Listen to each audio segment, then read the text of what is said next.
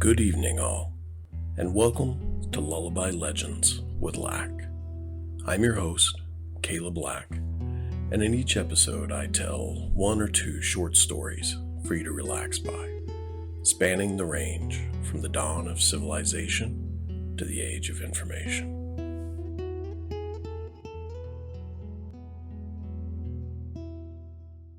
Tonight, the result of a request from Michaela to read some of the original Grimm's fairy tales. So a lot of people, when they think of the Grimm stories, they think more of kind of the whitewashed versions or the versions that are not quite as grim as the original Grimm stories are. But what we're going to be reading tonight is some of the original Grimms, translated from German into English, obviously, because I don't know German and most of you don't either. So I've chosen a couple shorter little stories, and I think we'll all enjoy them. So the first story is called The Fisherman and His Wife. There was once a fisherman who lived with his wife in a pigsty close by the seaside. The fisherman used to go out all day long a-fishing, and one day, as he sat on the shore with his rod, looking at the sparkling waves and watching his line, all of a sudden his float was dragged away deep into the water, and in drawing it up he pulled out a great fish. But the fish said, "Pray, let me live. I'm not a real fish. I am an enchanted prince. Put me in the water again, and let me go." "Oh," said the man, "you need not make so many words about the matter. I'll have nothing to do with a fish that can talk. So swim away, sir, as soon as you please." Then he put the fish back in the water, and the fish darted straight down to the bottom and left a long streak of blood behind him on the wave. When the fisherman went home to his wife in the pigsty, he told her how he had caught a great fish, and how it had told him it was an enchanted prince, and how, upon hearing it speak, he had let it go again. "Did you not ask it for anything?" said the wife. "We live wretchedly here in this nasty, dirty pigsty. Do go back and tell the fish we want a snug little cottage." The fisherman did not much like the business. However, he went to the seashore, and when he came back where the water looked all yellow and green, and stood at the water's edge, and said, "O man of the sea, hearken to me. My wife Isabel will have her own will, and hath sent me to beg a boon of thee." Then the fish came swimming to him, and said, "Well, what is her will? What does your wife want?" "Ah," said the fisherman, "she says that when I had caught you, I ought to have asked you for something before I let you go.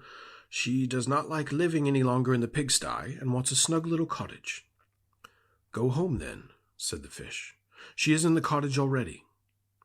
So the man went home and saw his wife standing at the door of a nice trim little cottage.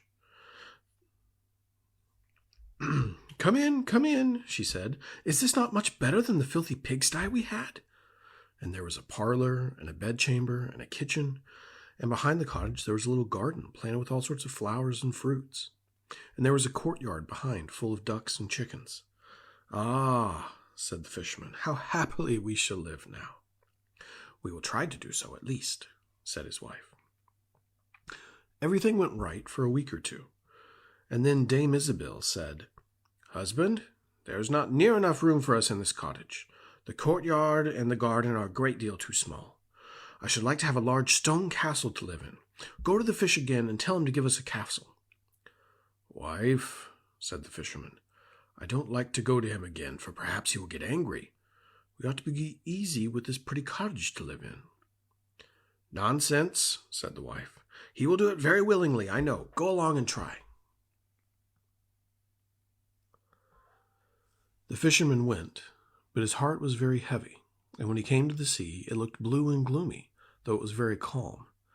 And he went close to the edge of the waves, and said, "O man of the sea, hearken to me. My wife Isabel will have her own will, and hath sent me to beg a boon of thee.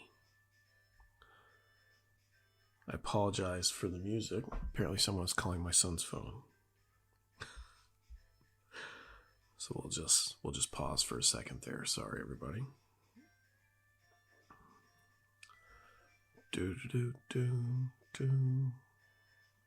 he's got a catchy ringtone. Wow, it's a very long ringtone as well. It's embarrassingly long, really. There we go. Okay. So let's step back. All right. So the fisherman's wife had demanded a stone castle, right? And he, not very happily, went. The fisherman went, but his heart was very heavy. And when he came to the sea, it looked blue and gloomy, though it was very calm. And he went close to the edge of the waves and said, O man of the sea, hearken to me.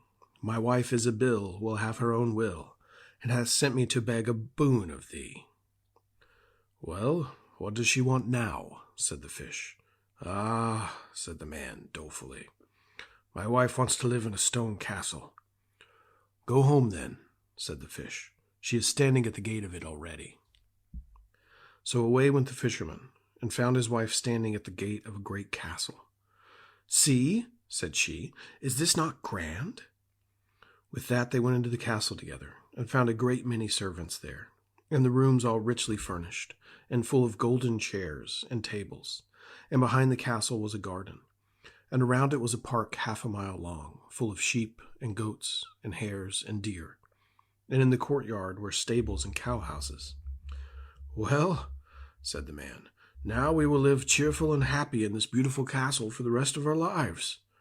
Perhaps we may, said the wife, but let us sleep on it before we make up our minds to that. So they went to bed. The next morning when Dame Isabel awoke, it was broad daylight, and she jogged the fisherman with her elbow and said, Get up, husband, and bestir yourself, for we must be king of all the land. Wife, said the man, why would we wish to be the king? I will not be king. Then I will, she said. But wife, how can you be king? The fish cannot make you a king. Husband, said she, say no more about it, but go and try. I will be king. So the man went away quite sorrowful to think that his wife should want to be king. This time the sea looked a dark gray color, and was overspread with curling waves and ridges of foam as he cried out, O man of the sea, hearken to me. My wife Isabel will have her own will, and hath sent me to beg a boon of thee. Well, what would she have now? Said the fish. Alas, the poor man said, my wife wants to be king.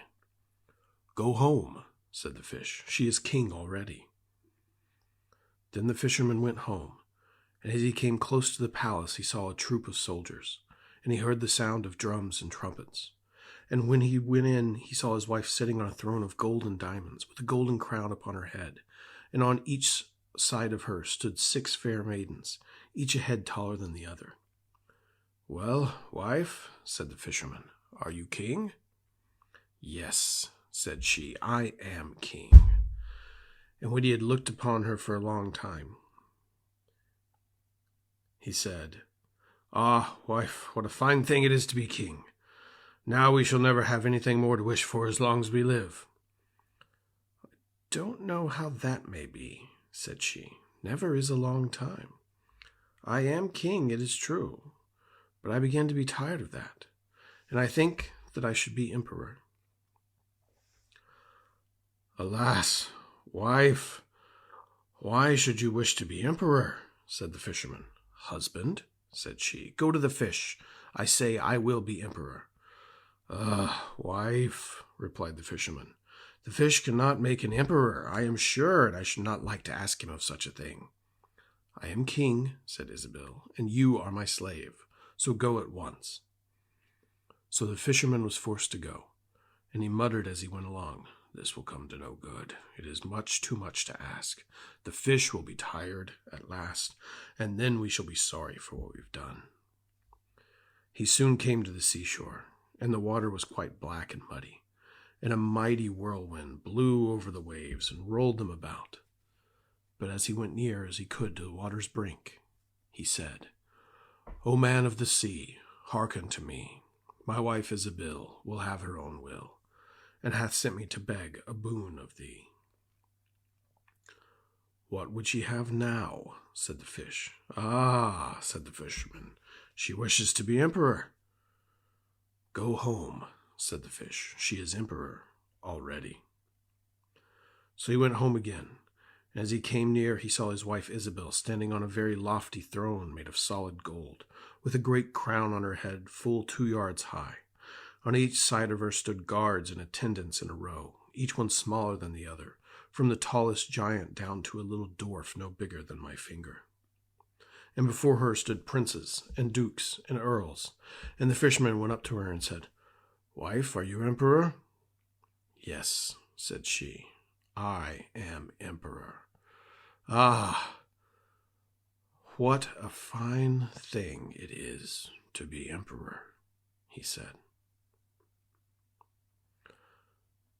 Husband, she said, to bed we go. And they went to bed. But Dame Isabel could not sleep all night for thinking that what she would be next. At last, as she was dropping asleep, morning broke, and the sun rose. Ha! Thought she, as she woke up and looked through the window. After all, I cannot prevent the sun rising. At this thought she was very angry, and wakened her husband, and said, Husband, go to the fish and tell him that I must be lord of the sun and moon. The fisherman was half asleep, but the thought frightened him so much that he started and fell out of bed. Wife, said he, can you not be easy with being emperor? No, said she. I am very uneasy as long as the sun and the moon rise without my leave. Go to the fish at once. Then the man went shivering with fear, and as he was going down to the shore, a dreadful storm came, so that the trees and the very rocks shook, and all the heavens became black with stormy clouds, and the lightnings played, and the thunders rolled, and you might have seen in the sea great black waves, swelling up like mountains, with crowns of white foam upon their head. And the fisherman crept towards the sea, and cried out as well as he could, O man of the sea, hearken to me. My wife Isabel will have her own will, and hath sent me to beg a boon of thee. What does she want now? Said the fish. Ah, said he, she wants to be lord of the sun and the moon. Go home, said the fish, to your pigsty again. And there they live to this very day. So when you ask for too much, it turns out that's freely given. You've got to watch out for that sort of thing. So that's probably a Grimm's tale that most of you have not heard before. You're probably more familiar with Rumpelstiltskin and Snow White and Briar Rose and things like that.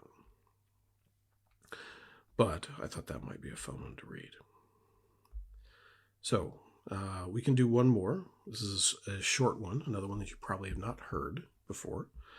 And this is again a Grimm's fairy tale, and it's called The Mouse, the Bird, and the Sausage.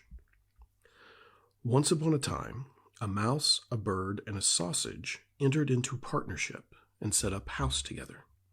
For a long time, all went well.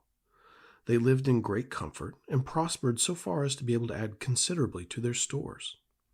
The bird's duty was to fly daily into the wood and bring in fuel. The mouse fetched the water, and the sausage saw to the cooking. When people are too well off, they always begin to long for something new. And so it came to pass that the bird, while out one day, met a fellow bird, to whom he boastfully expounded upon the excellence of his household arrangements.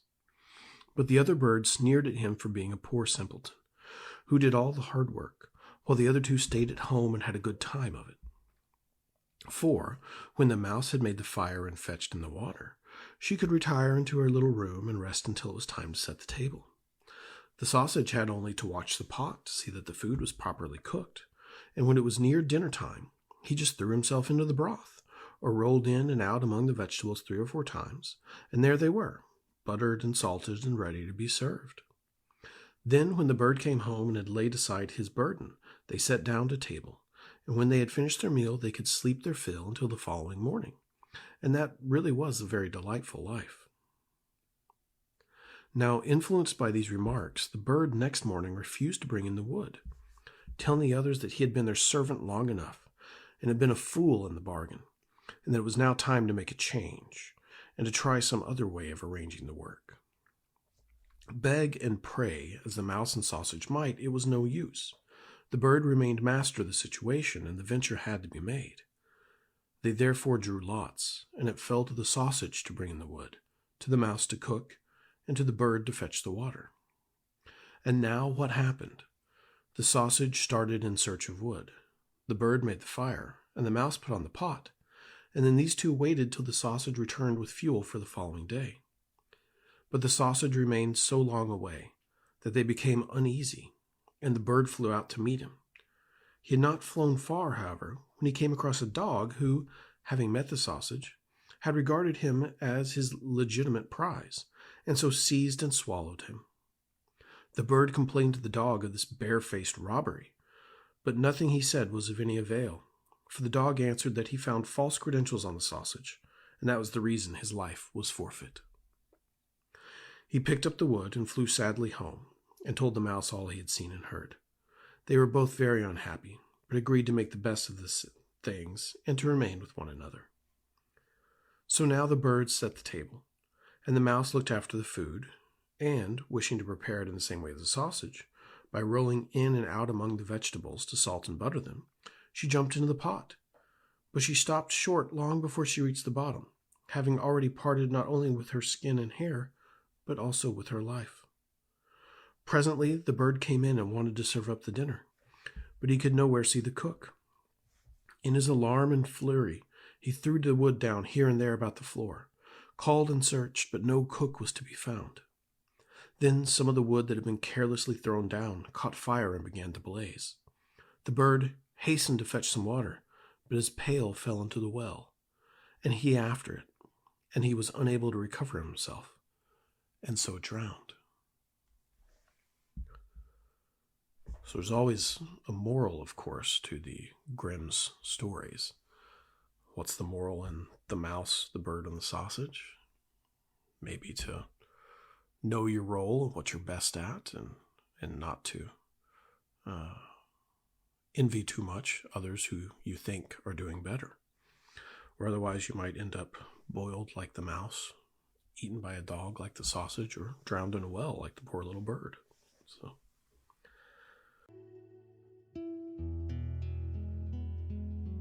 that's all for tonight. I hope you enjoyed this story and that you will come back for more. If you have feedback, a suggestion, or a request, feel free to reach out and let me know. Good night, sleep tight, and don't let the Knocknitsa bite.